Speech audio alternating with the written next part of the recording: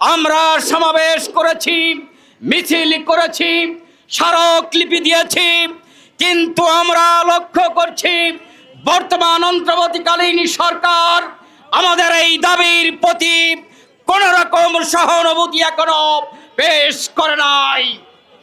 আমরা বলতে চাই, আমাদের 5 দফা দাবি শুধু জামাতের দাবি নয়, এটা বাংলাদেশের 18 কোটি মানুষের দাবি।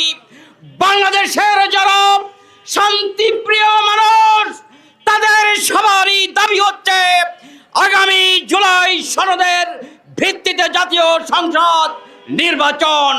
আমরা বলতে চাই, আজকের আমাদের কিছু ভাইয়েরা বলতে চাচ্ছেন জুলাই সনদের কার্যকারিতা আগামী জাতীয় সংসদ নির্বাচনের পরে যারা সরকার গঠন করবে তারা এটাকে আইনি রূপ নেবে।